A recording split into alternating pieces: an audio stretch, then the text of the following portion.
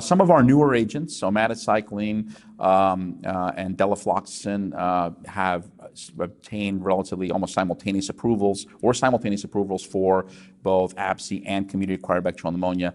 That speaks to two things. One, the illnesses are largely driven by gram-positive agents. So in skin infections, you have Staph aureus and Streptococcus, either group A, group B, or other beta hemolytic strep.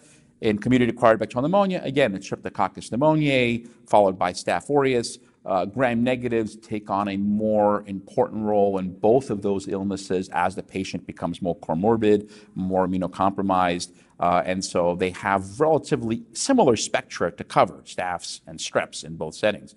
They also are, in addition to UTI, skin, pneumonia, and UTI are the three most common infections that we see in hospitals, and so getting drugs through the approval process, through registration trials, it's easier to go for infections that are very easy to enroll in, i.e. common ones like pneumonia and skin, in order to get a drug onto the marketplace rather than starting with an illness that might actually have a larger medical need for newer antibiotics, but this would be harder to enroll in patients in, like bacteremias or osteomyelitis and so on. And so hence the, very similar crossover and simultaneous approval for drugs, with the community-acquired bacterial pneumonia and ABSI. So community-acquired bacterial pneumonia is an interesting entity at the moment. We have lots of agents available. Traditionally, we've had fluoroquinolones that have essentially been the cornerstone of that market, but that's recently been kind of there's been recent concerns of fluoroquinolone use with concerns of glycemic control, QT prolongation, C. difficile concerns, tendon ruptures, now aortic ruptures. In fact, the FDA has actually taken a few steps to issue warnings, most recently with aortic rupture warnings back last December, really leaving physicians, who prescribing fluoroquinolones in patients who with community-acquired bacterial pneumonia and comorbidities, balancing these sort of in the background, sort of dark clouds hanging in the distance, hoping that the patient doesn't have any complications. And the one that really comes to mind in real time is C. diff, because C. difficile is clearly a risk with fluoroquinolone use. Elderly patients are the ones that get pneumonia. They're also the ones at highest risk for getting C. diff and getting bad C. diff. So I think that is the current, the most difficult dilemma that clinicians are faced when treating pneumonia. You want to try to use perhaps a non-quinolone because you don't want to go through the risk of that I just mentioned, but at the same time, you don't want to miss the pathogen by using a drug like tetracyclines that don't have really good pneumococcal activity.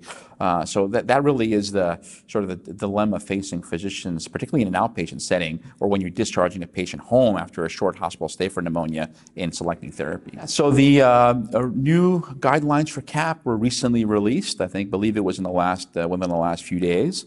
I looked them over, and there's been some updates with them. There's comments on procalcitonin, which were not on the old guidelines because the old guidelines were issued before procalcitonin became a mainstream option for clinicians, and the comment about not using it to decide whether a patient needs or does not need antibiotics. I think an important point in there that was highlighted was the use of sequential radiographs. A lot of times clinicians chase follow-up x-rays that winds up getting them into trouble, perhaps over-treating because patients have radiographic lag. So issuing recommendations of not getting follow-up chest x-rays, which might have been a traditional practice for many physicians, I think is a very positive aspect. The use of glucocorticoids also was argued against in most cases, except in severe sepsis. What was, a little bit disappointing was the lack of mention of the new agents and the role they might have played, like omadacycline, delafloxacin, the plutomulin, lefamulin. They were, all recently approved, all recent options that clinicians have, and they were completely left off the treatment guidelines.